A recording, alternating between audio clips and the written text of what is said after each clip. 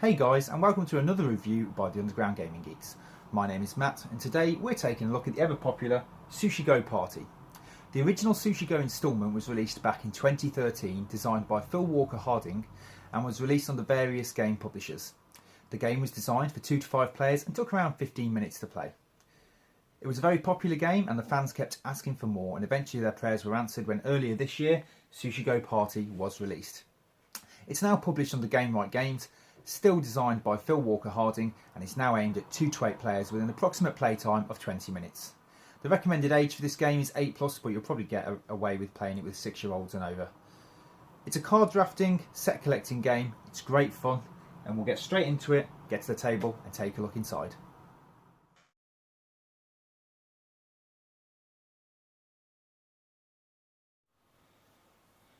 So Sushi Go Party comes in this lovely tin. It's great for keeping all the components safe and sound and stopping any damage being caused to your game. Inside you'll see the first thing we have is the instructions, followed by the game board, which comes folded in half. It's nice and thick and good quality. After that you can see all the cards are nicely organised now inside a brilliant insert that's been designed for the game. It allows easy access to all the different varieties of cards. The difference between Sushi Go and Sushi Go Party is that Sushi Go was a standard game using only these cards here. Sushi Go Party allows you to change the game up by using different combinations of cards each time. There are pre-designed games which allow you to play with different players. For example, Dinner for 2 works well for 2 players, Banquets for up to 8. It even has the ability for you to design your own game. What we'll do is we'll set up the My First Meal game and go through how a round gets played.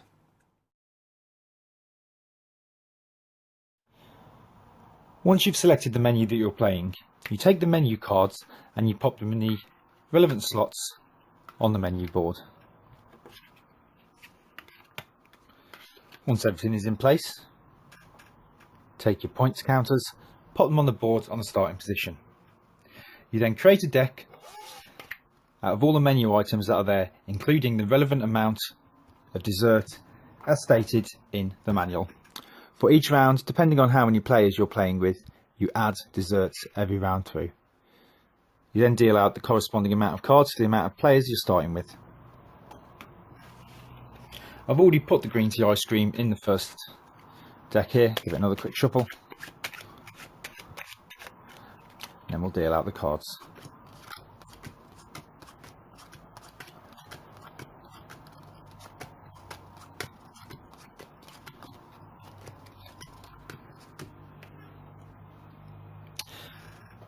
The aim of the game is to match up cards and score as many points as possible. Take a look at my starting hand.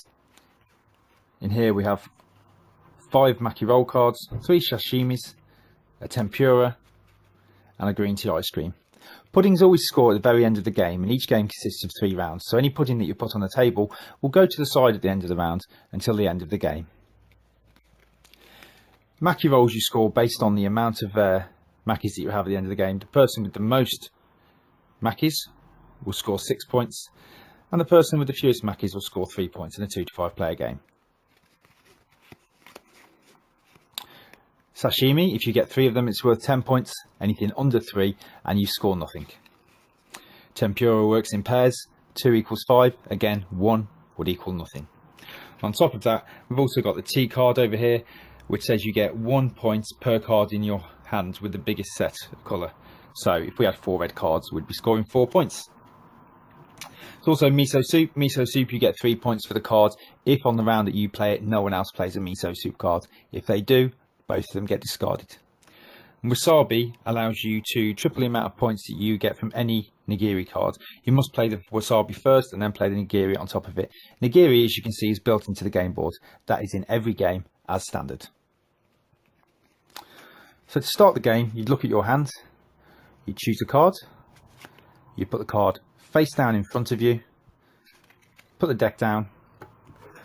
Once every player had done this, we'll do this random for the other player, you'll turn over your cards at the same time. You then swap hands, go into your new hand and have a look through.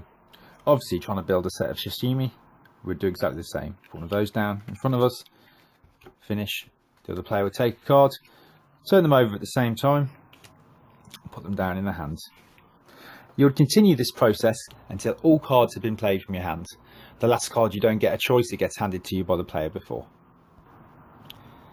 When the round is over, you would take all your cards that were on the table, we'll use this hand as an example, and you would score the points.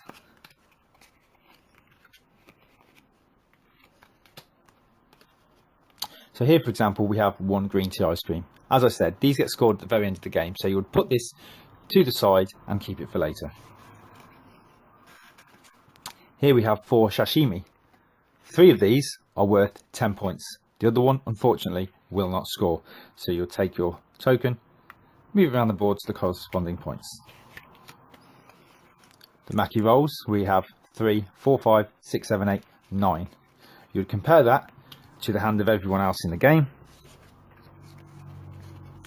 2, 3, 4, 5, 6, 7. We have the most points there. So based on this, we would score 6 points. And our opponent would score 3 points. That is our hand totally scored. So if you have a look at the opponent's hand now, you can see they have 2 tempura. 2 tempura equal 5 points. They have a miso soup. If it was the only one to be played that round, which it was in this scenario, then they would score 3 points. They also have a green tea that they've saved till the end of the game, and then 1 sashimi, which is pointless at this point because you need 3 to score. Each round would go like this. You would score at the end of each round. You would then reshuffle a deck. You would add more green tea ice cream based on the instruction manual, and after 3 rounds of play, you'd do the final scoring, add in the value of the green tea ice cream, which, as you can see, at the end of the game, for 4 of them, it's worth 12 points. So it can give you a big boost at the very end. The game is really, really simple, really fun, with some fantastic fun artwork.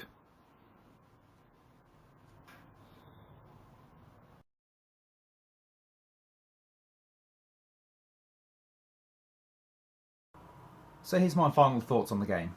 Sushi Go Party is a fantastic game, and as it says on the tin, I think it would be great for parties or the party environment. You can play it with hardcore gaming groups, you can play it with family, you can play it with friends, you can play it with people who haven't even touched a board game in years. It's so easy, so simple, and it's very engaging with bright colours and fun artwork. The only negative I can actually find about this game is the tin. The tin is just ever so slightly too small, and it leaves you, unfortunately, with slightly crushed instructions around the side. Now for me, I do find that slightly annoying. It wouldn't have been hard to either print the instructions slightly smaller or make sure that the game box was a bit bigger. The board itself, it can be a little bit tricky to get back inside, but it's manageable and you'll get on with it for how much of a good game it actually is. So my recommendation, Sushi Go Party should probably be in most people's collections. If you want to give it a go out there and get it. Go to your local game shop, they might have a demo version you can try.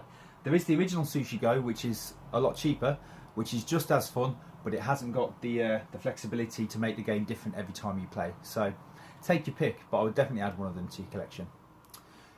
Please give us a like, subscribe, follow us on Twitter. We are at Gaming Geeks. We release reviews quite regularly, so tune back in. Thanks for watching, we'll see you soon.